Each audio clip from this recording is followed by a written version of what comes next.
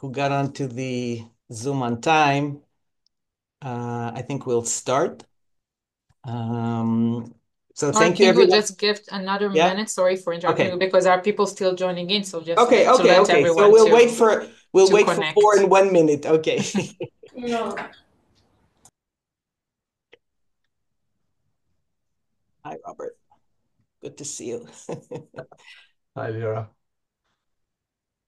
Just in the meantime, we'll also appreciate everyone that joined. If you can turn on your camera, it will be nicer to look at faces.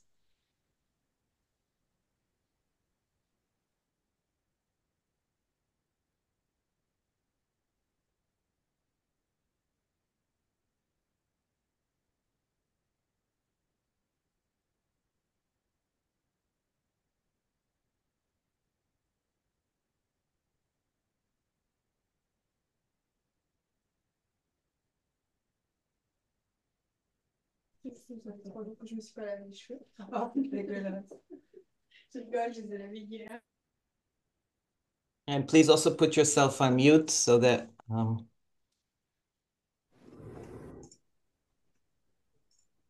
thanks. Are we good to start? Yeah, I think we can start, and the latecomers will join when they join. Okay, so thank you everyone for joining us today, this afternoon.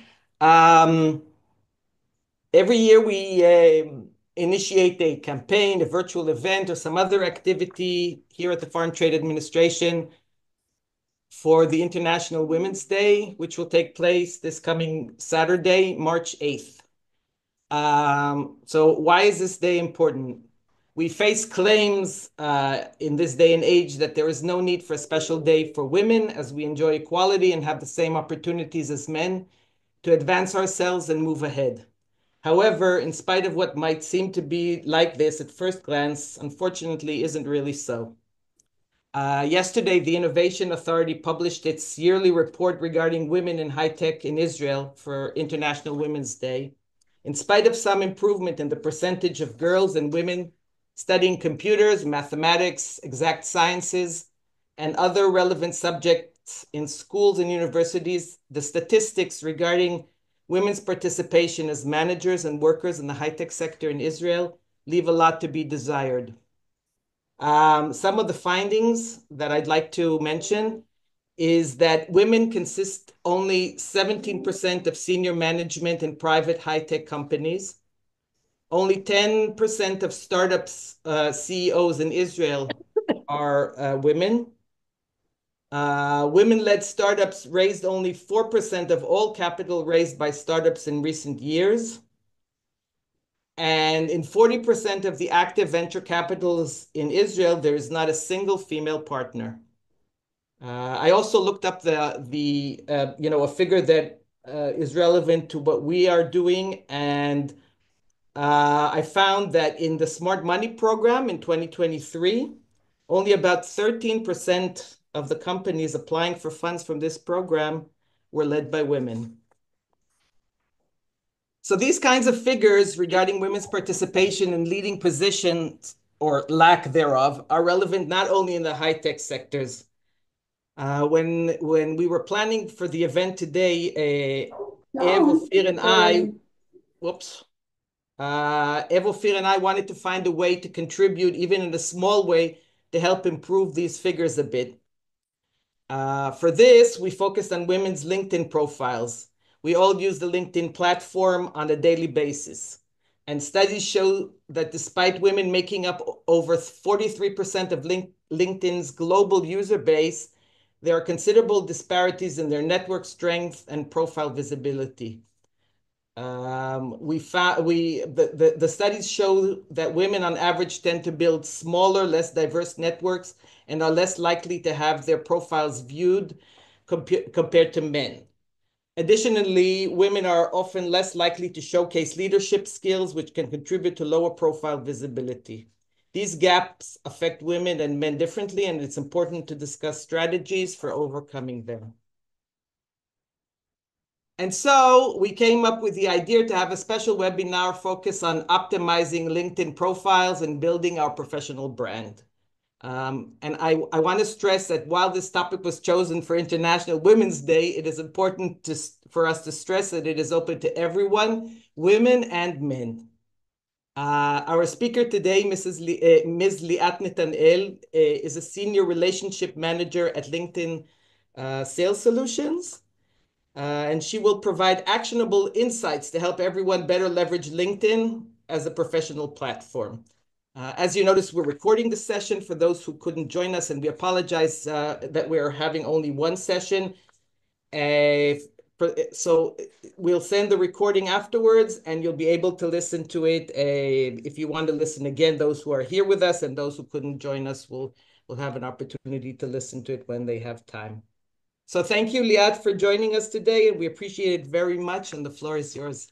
Thank you very much. Thank you, Leora and Ev and Ophir for the invitation, and I'm happy to be here. And hello, everybody. I'll say good afternoon because I'm currently based in Ireland, despite the fact that, as you can see from my background, I'm from Tel Aviv. So great meeting you all. As soon as I share the screen, and we'll follow with the presentation, so you'll have the look and feel and live examples of what I'm talking about, I won't be able to see you. Now, the good thing is, because we are a relatively small group, we'll all embrace the Israel vibe. So if you have any questions, please stop me at any time and ask. I will allocate time for questions. However, if you have something that is unclear, please stop me in the middle. So by that way, I'll make sure that you're with me on the deck, because it's fine that I don't see your faces in the camera because I won't see them anyway, but that way I'll make sure that you're actually listening. Just a quick few words about myself. So following to what Leora said, I from Israel. So I'm from Tel Aviv, relocated to Dublin, Ireland 3.5 years ago for LinkedIn. I am an account manager. In LinkedIn, we like to give everything much more sprinkles of fluff. So we call it senior relationship manager, but practically it's an account manager. I'm in sales. I'm managing listed like a curated list of accounts that are all using Sales Navigator, for those of you who have heard of the tool. So it's part of Sales Solutions. My aim is obviously to help them renew their contracts and grow. In parallel to that, I'm doing public speaking events. So this type of session that we're having now, in parallel, I'm having a professional session about how to convert a coffee meeting into a business opportunity. So it's more in the sales and business development area. And also another session, which is more inspirational, about how to face fears, lessons that I learned about how to face my fears through ultramarathon running. So when I'm not doing either of the professional activities, usually you find me in the weekends somewhere in the mountains running. I participate in competitions of long distance running, ultramarathon, every distance that is longer than a marathon. The longest one was 3.5 years ago, actually right before I moved to Ireland, here in Ireland, of 200 kilometers. So 200 kilometers, one shot, not sleeping, not stopping, a topic for another day. I'll start sharing my screen so we can get started. Just someone give me a confirmation you see Not my yet. screen. Not yet. Okay. Not yet. Now? Yeah, now it's good. Happy days. Mm-hmm. Okay. So what are we going to talk about today? First of all, I'm a great fan of starting with the why. If I'm taking an hour of your time, for now it's like 50 minutes. Why are you here? Why am I taking your time? Or more correctly, way to say it is, how lucky I am you give me 50 minutes of your time. So why are we here? Then I want to talk about the 8 steps of building your winning profile, practically a checklist that if you follow it, you set yourself up for success with having a complete full profile that has the advantage of receiving more engagement and more expansion. The power of your network. So practically how to write effective content on LinkedIn in a way that engages with your network, that reaches out to the relevant people, how to do it in an effective and consistent way. And a little bit of, I'll summarize, and a little bit of homework, something maybe you didn't know in advance, but too late now. In my sessions, you always leave with homework. So let's start. First of all, why does it matter? Why do we need a complete LinkedIn profile? I mean, all of you are in great positions. You probably work mostly face-to-face. Why do you need a complete LinkedIn profile?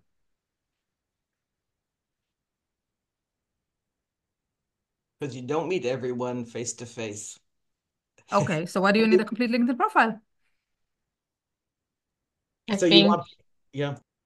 I think a lot of the people on here on Zoom can attest to that, but I think we're also using a lot of time LinkedIn to expand our network, and sometimes we don't have the opportunity to meet in person and we want to reach someone. So it's one example maybe for why. Absolutely. Expanding your network. What else? And kindly, I ask Leora, Ophir, and Ev not to answer. I want to see that the rest had their coffee today and they are with us on the session. So someone is brave enough. Oh, Somebody from the north, Robert, Sweden. hi, Robert. Hi. So I think many times people are verifying who you are, and also by checking who we are connected with, they verify that, okay, maybe I should talk to this person or not. Brilliant. So part of building your professional brand, that's like the fact that you're connected to relevant people will make me feel more comfortable connecting with you. But in general, just to build my brand out there, given that I don't meet everybody face to face, but LinkedIn, I can meet with 1 billion people that are on the platform. So thank you, Robert. Anything else? No coffee kicking in today, huh? I'm Giovanna from Milano. Yay. I think exactly like Robert, I think it's important to make you visible.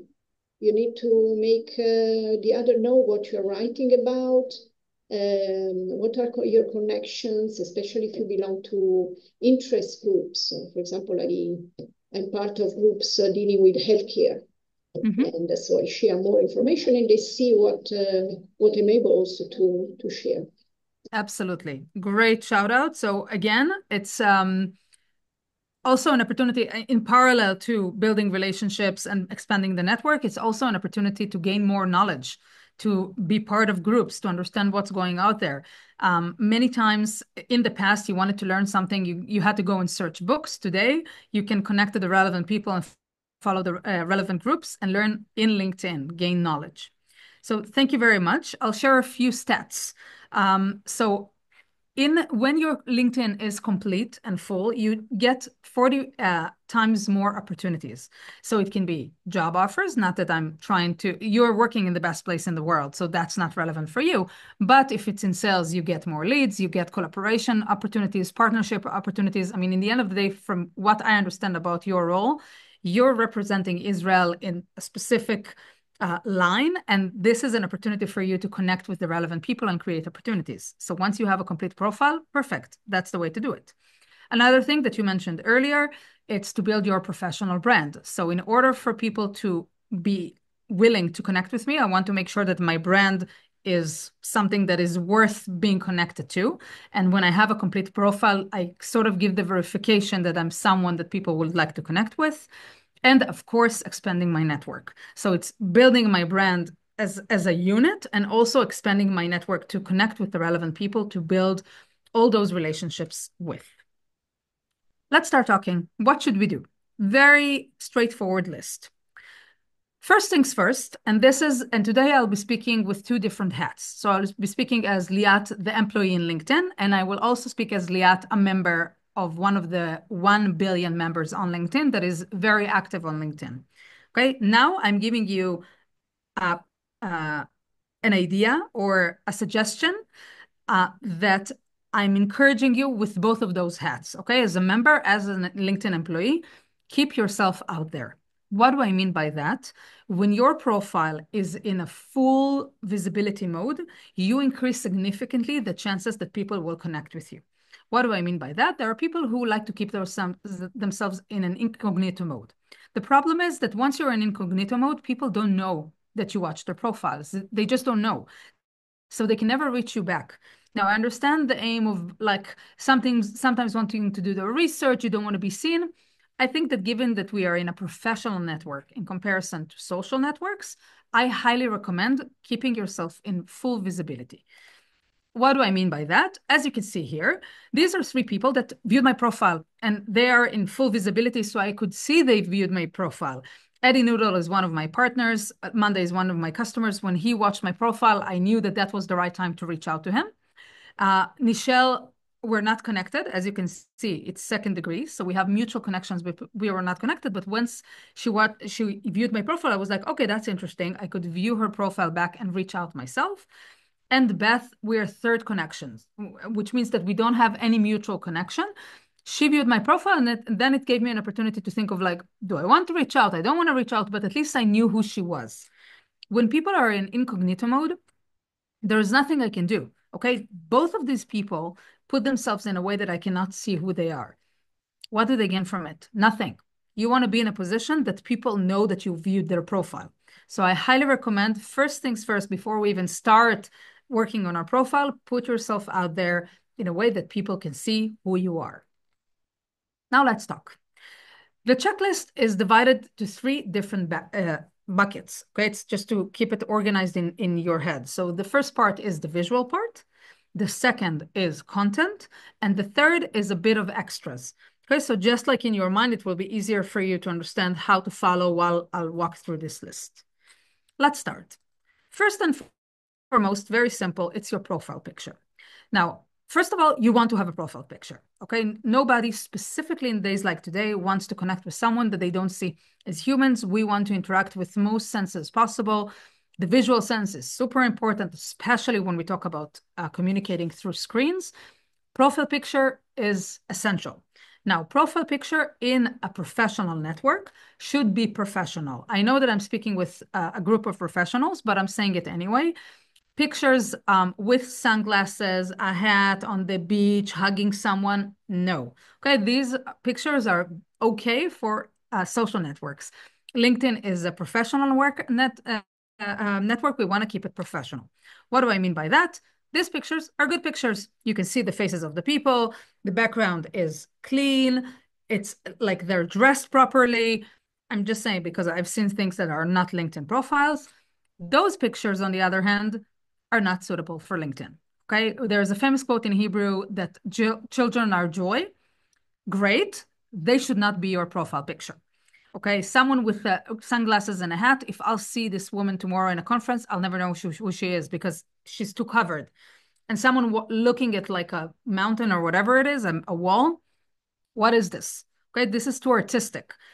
It needs to be straightforward. Another thing is that you want to make sure that your profile picture is aligned to today. Hence, if the last time I changed my profile picture was 10 years ago, I should change it today. If tomorrow I change my hair to blonde, I should switch my picture in the profile picture as well. It's like my professional ID. So make sure it's aligned to how you look today. The cover photo is practically the largest real estate of visual on LinkedIn. Now, in the cover photo, we recommend either of the two. A picture that is giving a holistic view or adding to something that is part of who you are on LinkedIn, or supporting the brand you work for. Right? In each and every company, the marketing usually prepare banners for LinkedIn that you can put as your cover photo. However, and that is me as a member, I highly encourage you to put a cover photo that is telling your story. And what do I mean by that? In comparison to CV, which is very flat and just presents your professional experience, LinkedIn is your ID. Okay, so it's something that is 3-dimensional. You are more than just your job. In your job, you can do a few things at the same time, and you can give a representation of what you're doing. So, for example, I'm an ultramarathon runner and I love pink. בין 30 לאפריל אנחנו עובדים כרגיל או לא? אביגיל, אני לא יודעת. So I highly recommend putting a photo that represents something that you like to do or that supports something that you do professionally. As an ultramarathon runner, I run a lot in the weekends, in the mountains. This picture represents something that I do in parallel to my work. Okay, I remember one of my sessions, there was someone who loves to bake in their spare time, and he just put a picture of himself while in the baking because he can be a product manager and a baker. Okay, it's the idea of doing this and that. So that gives you an opportunity to do those things at the same time, and it's telling your story. You want to stand out, you want to be memorable, share something that will help people memorize you. The third part is your headline. So after your profile picture and the cover photo, the title, okay, which you're using, it's the first thing that is visible. In this location, I recommend that you will share in a snapshot your titles or experience that is more than just your work title. What do I mean by that? I could write that I'm a senior relationship manager or senior account manager, and that's it. But I'm more than that. Okay, so when I wrote my title, I wrote senior account manager at LinkedIn, public speaker, cultural champion, which I'll tell you a story about very soon why I wrote that, and ultramarathon runner. Adi Morbiran, which is a very good friend and colleague in Microsoft, she did her style. So she wrote Director, Microsoft Garage, Middle East and Africa, Generative AI for Innovation, which is one of her main interests and something she does, she's involved with on a day-to-day basis. The Unriddler, which is like, interesting. Like that will be a great icebreaker to ask her what's the story. Public speaker and diversity and inclusion advocate. So I highly recommend that you think, what can you tell about yourself that you can put in the title that will be interesting? We'll talk about it later, but ChatGPT can be a great advisor and helper in that respect. So you don't need to overthink things. You can actually leverage ChatGPT for that. How long Yeah. can that piece be? The two lines, 3 lines? I recommend to do it not more than 3 lines. So for edits, I think it's a bit too long. 2 lines is better. Okay. You were jumping right on time. And before I'm moving to that was the visual part. Before I'm moving to the content part, are there any questions? Okay. So after we have the visual part, now we have an opportunity to go a little bit like deep dive and start to get to know the person. So the first part is the summary, which is the about section. In the summary, that's our first opportunity to give a bit of blurb on who we are. Okay, the idea here is not to write a CV in bullet points, more of telling a story. Now, in LinkedIn, we recommend to do it in the following way. To start with what's your passion, which is practically 1 sentence. Okay, to keep people focused on like, okay, what's the story of this person? What is the thing that makes them wake up in the morning? A little bit of the background, some extras if you do things in parallel to your day-to-day work, the company that you currently work for, and a call to action. Remember, LinkedIn is a professional network. We want to create an opportunity for people to talk and collaborate and create opportunities. So the idea is always to lead with a call to action. I'll give you an example. Passion. People are my passion. Okay, I'm in sales, so that's the enabler for me. But in the end of the day, what I'm really driven from is to communicate, is to work with people, is to create more, it's to create a win-win situation. That's what I love to do. I do it currently with sales. I don't know if I'll do it in the future, but the focus will be people. Probably I'll never go and learn coding. Never. Okay, so just to get a better understanding of what's my focus. The second thing is the background. So I've been doing business development and sales roles for the past 10 years. I come from a law background, just to give an idea of what's my story.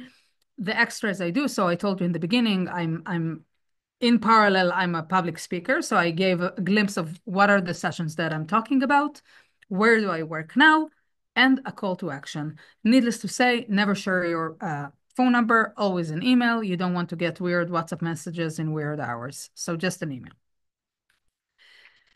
Under the About section, there's the Features section, which is like a carousel. Okay, now this is an opportunity for you to share specific links. Okay, so it's like pictures, it's more interactive, of things that strengthening what you're saying in your About section. What do I mean by that? I can say that I'm an opera singer. Okay, you can never tell if I'm not, whatever, but I can say whatever I want. I'm not, I'm a horrible singer. However, if I was an opera singer, I would put here a link to one of my songs or something like that.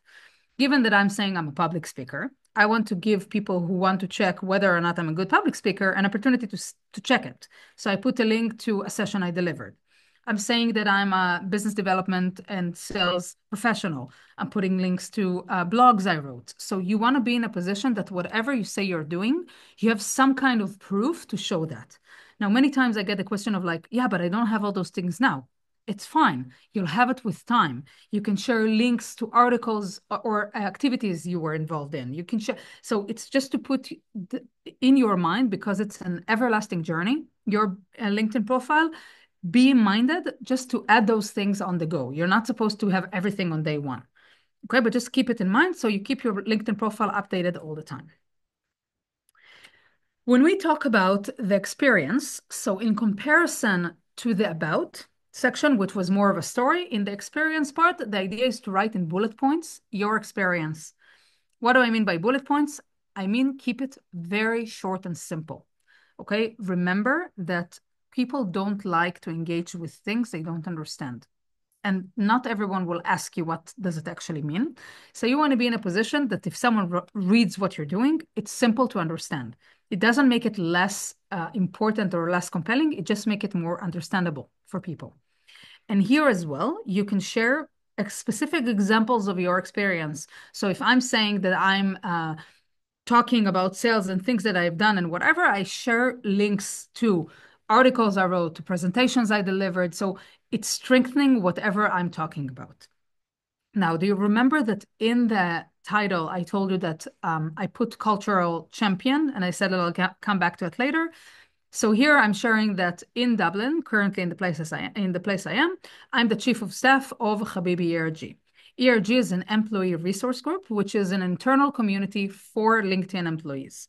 The idea is to create connectivity for people who share the same background. So it can be, for example, Black people at LinkedIn, women at LinkedIn, Asian at LinkedIn. And there is also Habibi, which you can figure out yourself. What's the story? It's people that are Arabs from Middle East and North African, and to reunite them together. I joined this group, funnily enough, or not funny at all. The group was established a month before the war started. And at the beginning, I just joined to the Teams chat and I saw that there was not a lot of representation from Israel. And I found it as an opportunity of changing the narrative because people who are removed from the region have a lot to say and they don't see things from within. And then I said, I'm going to apply for one of the leadership roles so I can actually have a real impact within the organization. And I'll just share with you that it was a very, very interesting process to work with this organization, mostly because when you're willing to have a conversation, people are actually willing to listen. Not always, not everyone, but some. And then it changes the perspective of like, how can you start communicating with people that usually will be perceived as enemies, as the other side? And also from being from Israel and probably the only one who took a leadership role in this organization, change the atmosphere a little bit. So that is what I was reflecting at when I talked about being a cultural champion, is to doing something that is more than just my regular role, is to do something that is more diverse. And this is the proof of what I wrote in the title. So all the time you want to be in a position that you write something, but then you have the proof or something to support it. This is what I wrote, told you about adding examples of your work, like what are you doing that is strengthening whatever you wrote. So if I talk about sales, I put a deck I delivered to one of the customer events. I talk about public speaking, I put a link to a session I delivered. So to be in a position that whatever you write, you have something that supports what you wrote that you're doing. Regarding skills and recommendations. So in the skills part, we recommend to put up to 15 skills that are part of your core day-to-day. What do I mean by that? In my core day-to-day work as a salesperson, I need to have strategic partnership skill. I need to know how to do business relationship management. I also need to know how to work with Excels, right? Like I need to do forecasts, but this is not the core skills that are required from my role. Okay, now the cool thing with skills is that once you write it, it opens up to your network for them to endorse. Endorse is like doing a like and actually confirming that you have this skill. Now, there is no better marketing than someone else saying how good we are. So when I said I have strategic partnerships and Tomer Zucker, who is a VP of marketing in one of the leading startups today in Israel, endorsed it, if someone is now looking at my profile, they're like, okay, not bad. Like if he said she's good in it, probably she is. Okay. Same as recommendations. The idea with recommendations is on the go to build yourself some points of approval or confirmation or validation to things you did well. Okay. So it's not when you look for a job. It's you did a great project, ask for a recommendation on LinkedIn. It's very simple to do it. And in the beginning, it's a bit cringy, but with time, This is the best marketing tool you have for yourself that gives validation that you're actually knowing what you're talking about. You're actually good in what you're doing. Back to the public speaking, I can say until doomsday that I'm a great public speaker. But if I have the president of Glassdoor Systems, Alex, who's writing about my presentation skills, and Eliane, who's from a project manager from 8200, they confirm what I'm saying, it's much stronger than me talking about myself. Any questions before I talk about the extras?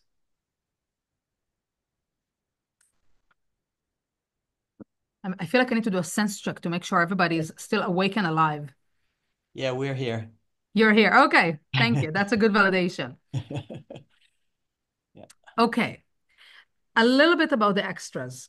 So first of all, I highly recommend customizing your LinkedIn profile link in a way that probably most of you, when you got your first link, it was like your first name, surname, and then a bunch of letters and numbers. So just visually, it's more elegant to have your first name and surname. So I will share with you the deck after the session. This is a clickable link, and it just shows you very simple how to update your link, your profile link. The second thing is for those of you who have a premium license, you can add a customized button on your profile. I'm specifically writing a blog, so I wanted the access to my blog to be very immediate. Once you get into my profile, you can click on my blog. For sellers, most of the time, they would add book an appointment. People who have a parallel business of online selling, they will put visit my store. If you're doing something extra, it's usually easier to get to you by clicking on the buttons immediately when you get to the profile. And of course, as shared earlier, let's talk about ChatGPT. I know that sometimes editing your LinkedIn profile can be overwhelming, and rightfully so. It's like a lot of things to handle. The good thing is that you don't need to do anything on your own. You have ChatGPT, which is brilliant. I use it day in, day out for almost anything, and it helped me significantly also with my profile. So practically what you can do is that you can ask ChatGPT to write your job description, not job description, like your experience description of what you're doing. You can tell it to use specific words, and then you have the base to work on. So it's not like you need to reinvent the wheel or something like that. I did it with all the sections of my profile. And then when you finish it, what I recommend to do is to download, to save the profile to PDF, to upload it again to ChatGPT, and to request it to review to make sure that there are no spelling mistake, grammar mistake, any editing mistakes. So it's like ironing all the mistakes out. And then you know your profile is ready to go. Okay, so it can help you with anything, with your title, with your about section, with the how to explain what you're doing in your day-to-day. And then in the end of it, just to make sure that everything is like no problem, ready to go, just download it as PDF, upload it again, and ask for it to review everything. And then you're done. So it just makes your life much, much easier. Yes. Yes, I wanted to ask you something. When it gives you the option to book a meeting, then what happens? Let's say, I mean, because that might be something that our people would want to have. Okay, let's say I want to meet Giovanna, so I click on that. Then what happens? She gets a message that I want to meet her, or how? So usually when you do book an appointment, you need to set up a Calendly or equivalent to Calendly booking system, and it just goes directly there. So it's something that you do in the background. There are a lot of free systems But you that you need to can set use. it up. You need to set Yeah, it up. Yeah, yeah, okay. Okay. yeah. Because It just when you gave the example of the blog, it obviously it opens the blog. I mean, you yeah. put the link and so on, but I was wondering about booking. Okay. Yeah, but you can do the same. It's like the blog is one link. If you create a Calendly calendar is another link. You just send them to a link to schedule the meeting. I understand. Okay. Okay, Thank you. cool. So after we did all the 8 steps of having the complete and full profile, now we can start talking about content, because the main idea is to be out there. Okay, we want to remove ourselves from sitting in the arena, like sitting on the bench. We want to be in the arena and being active. So let's talk about content and what's the story behind it. I have a question for you, okay, just for you to think about it. When you scroll through your LinkedIn, what is the type of content that actually grabs your attention and gets you engaged? The first thing is the people who talk about their success. I was just promoted. I'm highly humbled. I'm so happy. I'm doing this. I started this. One type of content. The second is inspirational content, something that inspires you. Third is a content that teaches you something new. And the fourth is content that provokes you to start communication and discussion with others. Think to yourself, and it can be more than one, what types of content from those options is super engaging for you. Probably the same will be for your audience. And I want you to keep it in mind because sometimes people perceive LinkedIn as a tool just for when you're looking for your next job and just to keep sharing how happy, humble, excited I am to start a new role, which is not. And this is not what LinkedIn was made for. Okay, so just to keep it in mind on types of content that will make you engage, and then do like a mirroring effect, and that's probably what will make your audience engage with you. In LinkedIn, there are 4 types of content. Thought leadership, which means every content that is unique, something that I write, okay? And now I don't have to invent anything. It can be an article I read, and then I summarize it in 3 points, but it's something that I write. The second is company content, which means that, let's say LinkedIn has a marketing team. I'm resharing a post, an article, something that LinkedIn wrote. It's not my content. I literally reshared it, and I'll show you examples in a second. The third is content about industry events, webinars, things that are going on in the industry. And the fourth is a non-work related content. The non-work related content is the trickiest one. And now that we're moving from October 7th, I can say that in the beginning, it was like mayhem and people turned LinkedIn into another platform. And it's something that LinkedIn does not like. And a lot of posts were banned and moved. And I highly recommend avoiding using LinkedIn as a platform for something that is not work related. Okay, I'll show you an example soon of what I mean. But in general, the thing that should guide you is if my current boss or partner or customer or future boss or whatever will read this, will I cringe or it's fine? If it's fine, no problem. If it's like, not sure, don't publish it. Okay, keep it like that's the test for non-work related. Let's talk about a few examples. So thought leadership, very straightforward, something that unique content that you wrote. As shared earlier, I'm writing a blog. October 7th caught me in Ireland. You probably all read the news and see what's going on. Not great fun living in Ireland these days. Okay, the war broke. I felt broke into a million pieces. Barely was able to go to work. And it took me around 40 days of crying day in, day out, wearing only black until I ran into a podcast that a friend sent me. It was the first time I felt like I'm getting some air. And it was about rising from trauma. And that gave me a little bit of like, I don't know, a thought that I can actually start to embrace what's going on. So I wrote a blog about it and I published it on LinkedIn. Unique content, very straightforward. Company content is, here you see a blog that LinkedIn wrote about new features that were enabled in my product in Sales Navigator. So I shared the article. Really, really important to avoid just doing repost. That's something that LinkedIn won't give any exposure to. LinkedIn wants you to give some background on why you are reposting.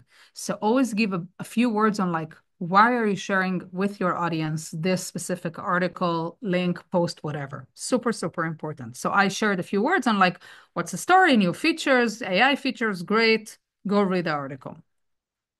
The third is events and webinars. So we hosted a customer event in LinkedIn in Israel. I just gave a bit of a background, thanked the relevant people who participated. Very straightforward. Use the picture of all the people who participated. It always engages because people like to see faces. Happy days. And the not work related, so as a runner, I participated, I don't know if you're aware, every October, it's the month of raising awareness to breast cancer. And I had a very, very good friend who died out of breast cancer when she was 34. So every year I'm participating in some kind of event of raising the awareness. And I participated in a race in Ireland as part of that and raised funds for this specific cause. Now, this is not relevant for my day-to-day work, right? Like I'm not a professional runner, it's not relevant. However, I see it as a mission. And as you can see, I literally wrote in the call to action a simple request. All the women go get tested. All the men encourage your wives, moms, sisters, cousins, colleagues, whatever, to go get tested. Okay, super, super, super important. So I choose, if you'll ask me like what's the ratio, I would say I publish maybe one for every 10 posts on LinkedIn that is not work related. Like try to do it very, very rarely, because at the end of the day, it's a professional network and that should be the focus. Questions to ask yourself. Okay, so how do I write content that is an effective content? So the first and the most important question is, who is it for? Okay, I'm a seller. I'm selling a sales product to salespeople. The chances that I'll write something to developers, very low, because it's not my audience. So once you know who's your audience and who needs to read what you're writing, it helps you understand who are the people you want to connect with and how to write the content in a way that will resonate with them. So that's the first thing, to define the audience. The second is what's in it for them. And that brings us to the question that I asked you about what's the content that grabs your attention. Okay, people, whatever they do, they always ask, what's in it for me? If I read that someone was promoted and whatever, yeah, okay, fine, I'm happy for them. What's in it for me? Okay, so people want to read things that inspire them, teach them something new, engage, make them be engaged. Okay, so always think, what is the value you give to the people who read your content? That will increase your engagement percentage significantly. Why now? What is the compelling event that now is the right time to actually publish this content? And what do we want them to do? A call to action. I'll give you an example. Every Monday, I'm publishing Sales Navigator weekly tip every Monday. Okay, so who is it for? Salespeople, right? Sales Navigator for salespeople makes sense. And if you're not in sales and Sales Navigator doesn't mean anything to you, probably it's not relevant for you. What's in it for them? I literally teach them how to use and utilize this solution better. They're in sales, they need to get to their quota. I'm helping them do that. So every week, they get a free tip from someone who works on LinkedIn. Why not? Why now? Every week. I decided that whatever I do, I need to be on LinkedIn publishing something once a week. It keeps the cadence going. And this is something that I'm committed to. So it's every day, every week on a Monday. So weekly tip on Monday, that's my cadence. And what do I want them to do? In every post, I always ask them a question. I want them to be engaged in the post. And what happens is that they answer, they tag other people. So the posts, the more they were progressed, the more people are engaged and like tagging relevant people. I see it all the time. My colleagues tag their customers. So it becomes very much like an open discussion, the running post, and it increases engagement. What drives engagement on LinkedIn? So first of all, keep it short. Okay, keep it to the point. If you have something complex you want to share, divide it to a few posts, but don't be in a position that it becomes like an article. Okay, if it's something long, write a blog. But in LinkedIn, you need to think about that more than 2 scrolls, because most of the people engage with their cell phone. More than 2 scrolls, it's too long. Keep it inspirational. People like to be inspired. They want to learn something new. They want something that will spark something. Okay, so keep it interesting. Keep it to the point. Okay, if you have a few points, divide it to a few different posts, but keep it focused. Understand what you want to deliver and stay focused on it. LinkedIn is really, really, really strong with videos. I highly recommend, if you can and you feel comfortable enough, or you're happy to move yourself from the comfort zone, go and do videos. I can share with you that I'm cringing every time I publish a video, but the engagement rates are way more higher with videos. So highly recommend. And if not, use something visual. So try to avoid publishing LinkedIn posts that are just words. It's just not engaging. People want to get the visual side of things, and video is much, much better. Something about the ripple effect and tagging people. So really important to give people credit.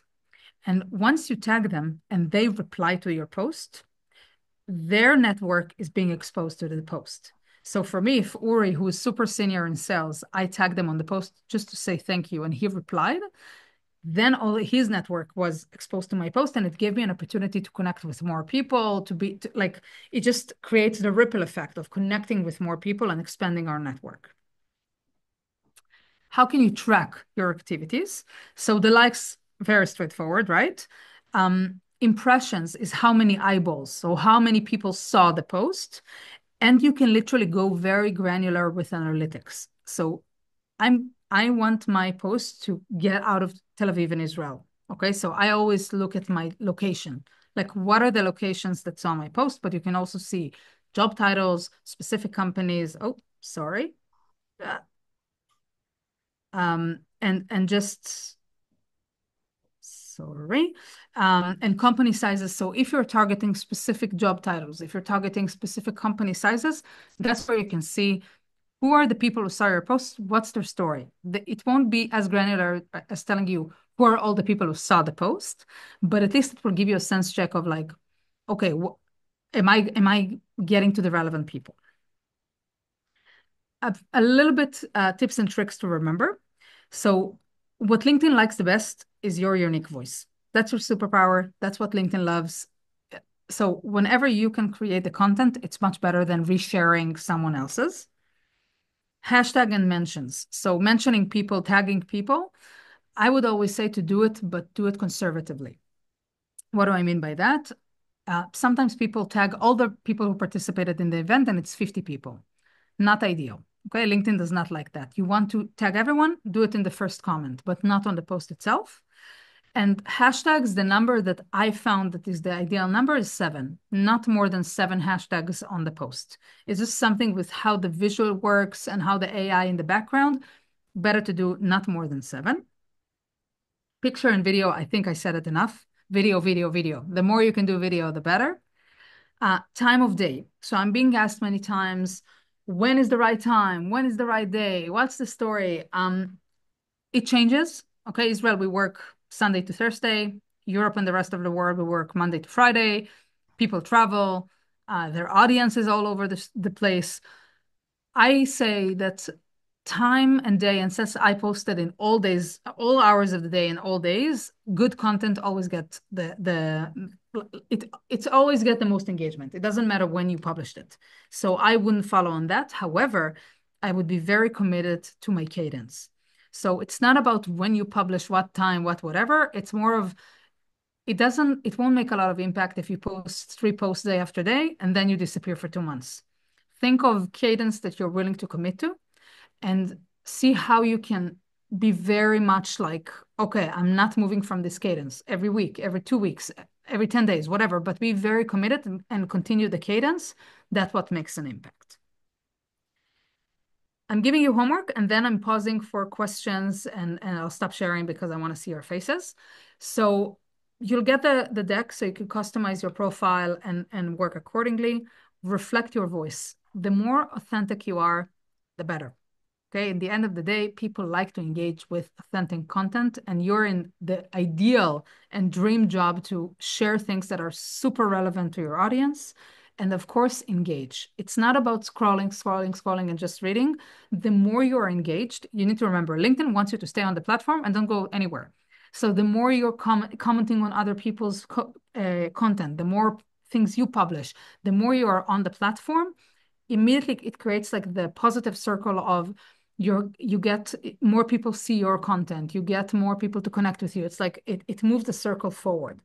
So be as active as possible. It will bring you just only to great places. I'm happy to connect on LinkedIn for whatever future questions you have. This is my profile, but you can just find me according to the name. I'll stop sharing so I can actually see your faces. And if you have any questions, now it's time. Liat, I would love to have to ask a question. In one of your, first of all, thank you. That was really, even though that I've heard you, I think 3 times already, I still learned new things. So I'm very happy. So thank you. My pleasure. One of the times I've heard you, you said something about the profile check. about that there's a LinkedIn link where you can check how strong is your profile. Yeah, the SSI, I didn't put it here because usually it's more relevant to salespeople, and then people need to connect to their profile. I can share with you afterwards the link to see like how strong your profile is and a few words about that. But it's just because it's really sales focused, I was like, let's just do like improve your LinkedIn profile in general. Thank you. And the second question is about, you said, sorry, that there's the number of people that viewed your post, number of people that react to it. Can Correct. we like from the people that viewed that didn't like, can we assess that the post was not engaging enough, wasn't good enough, or it's not relevant? Not relevant. It's people, a lot of people remember, like all of us, most of the time we're busy scrolling aimlessly, just scrolling, scrolling, scrolling. So I think it's actually what happens is that if the numbers are high, it actually means your post is very engaging. It just not people are not always comfortable of liking posts. You know, they're more people I think are more reactive on social platforms, but when you come to a professional space, it's like, wait, I need to think when I like, what will we say, what will people are overthinking. But it just shows that your post got to a lot of people, even if they're not engaged with it. So the number of views is more important than the number of likes in general? No, it's just not necessarily. It's just you can have like I shared in the post. I had like 100 and something likes, which is great. It's like the number of people who have engaged, but I had 6,000 people who saw the post, so that's great. It's like okay, it reached out to a lot of people. So it's not either or.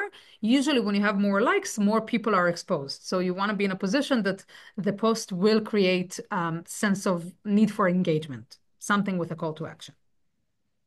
Thank you. Sure. Uh, Hi, Robert. Hi, a question about the views. What's a high number? Great question. So it's relative. I Of mean, it's course. always driven by how many people you're connected to, how many people follow you.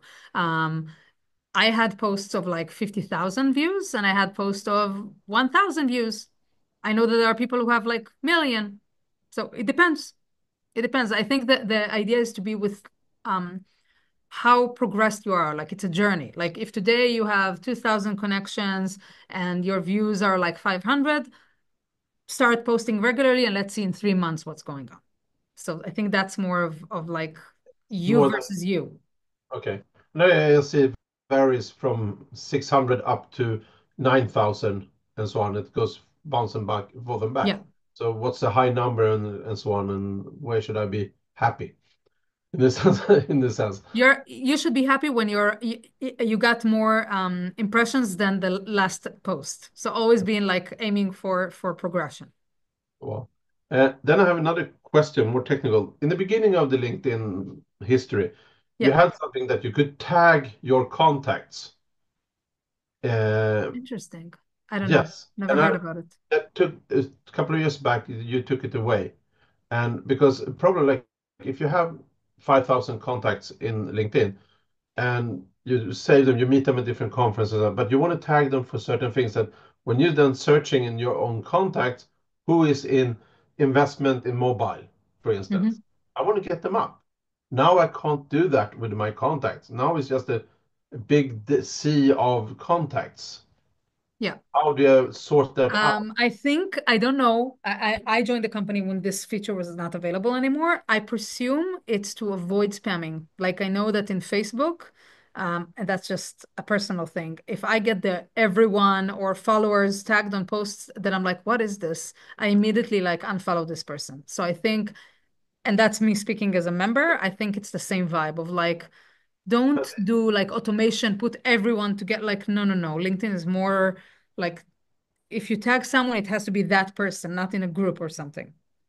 Now, this was tagged for only for you. The only one could see it was that I'm sorting my contacts according, like if I was saving you, okay, here I have Liat.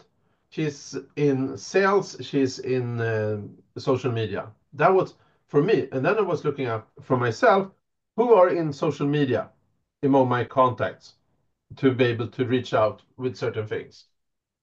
Okay, so I don't know what was in LinkedIn. I can tell you that in Sales Navigator, you can save people under lists, and then you will have what you're talking about. That's what Sales Navigator is for. On LinkedIn, I don't think, like we don't have this feature available. If it was in the past, great, but not available anymore. So then I have to do it in Sales Navigator, the whole sorting out. Yeah. Okay, then I know. Thanks. Sure. Any other question? Yeah. May Yeah, I? of course. Yeah. First of all, thank you so much. It was very useful. Quick question. Like I always, like anyone else, I guess here, I get lots of connection requests, and some of them are completely, like people that I don't know, lots of people from India, and I'm not working in India. I'm not working with anyone from India, and it's just like random people, and I always like try, not to get connected with someone, I don't know, anti-Israeli or someone, or even for security reasons, we're supposed to check people, like not to get connected with someone from Iran forever. Like, is it complete? Like, does it make any good to us to connect with people that we don't know? Okay, not from Iran but still people that I have no idea who they are. So I'll tell you I'll answer in two levels. LinkedIn level will say, if you don't know this person and they didn't put the effort in the connection request to tell why they're connecting with you, don't connect with them. Doesn't matter. It's like, it's not about having gazillion connections, because if you have no interest on connection whatsoever, anyway, he will never see your post, you will never see his post. It's just another number that means nothing. On Liat as a member who has like 21,000 connections, I can tell you that I'm very strict. I'm like, if someone is trying to connect with me and they didn't make the effort to write something, or I don't know them, or we don't have enough connections, I look at it in a very suspicious way, specifically after October 7th. I'm like, no, I'm not connecting with you. So Okay. I'm taking the LinkedIn recommendation and leveling it up a notch. Okay, so actually the number of connections, it's not something that can promote. No. Oh, okay. Thank you. I wanted to ask another thing. In the Foreign Trade Administration, we're trying to boost our presence in LinkedIn, and we keep having this debate. First of all, do we report about things we did, or do we report on things that we're going to do? And is it worthwhile that all of us, like other people in our, in our organizations, post and so on? I mean, what's the best way to get more traffic? The best way to get more traffic is to be really focused on who's your audience and write things that are valuable for them. To give a track record of these are our events and these are future events, it's nice. It's a bit like looking at a calendar, but sharing 3 insights that you as a person, not the org, you're like the chauffeur of the org, but what you learned following an event, or 3 things you're excited about the upcoming event, probably will attract more people to engage with your content. Now I can tell you from companies that I work with, they create like a motion of they like each other's post. It builds a bubble. It like in the end of the day, you need things to be interesting for people, like to expand, and for other people to enjoy it. There are no detours. I understand. Yeah, I think we got that impression a little bit, that we're sort of creating a bubble and we're all liking each other's posts and Okay. Thank you. It was very interesting. Do we have any more? We have one last question we can take before we say goodbye. I can ask one, it's a curiosity. There are some people where you cannot connect. You can just follow. So you might want to connect it to that person because it's relevant maybe for the work discussion, and you can't. What is this? So there are people who blocked the opportunity to connect with them. Either they reached the cap, or they're very, very popular and they just like, you want to get like to see their posts and their content, you can't as a follow, but they're not connected to you.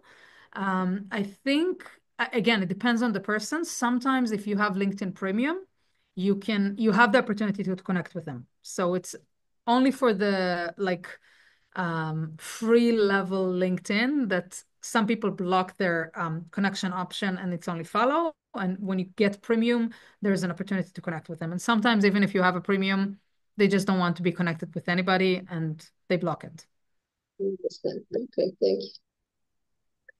So thank you everybody for joining us. Thank you, Liat, for fascinating session. And again, we made a recording of this session, and I understand you'll be giving us a copy of your presentation. Yeah, I'll send it to you.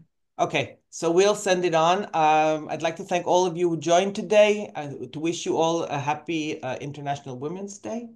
Yes. And we're always available for questions and follow-up and anything that you would like to ask on this and other things. And thank you, Ev and Ophir, for working together. I like the hearts. Thank you. Thank you, Liat. Have a good evening, everybody. Bye-bye. Thank you, everyone. Thank Bye. you. Thank you. Thank you.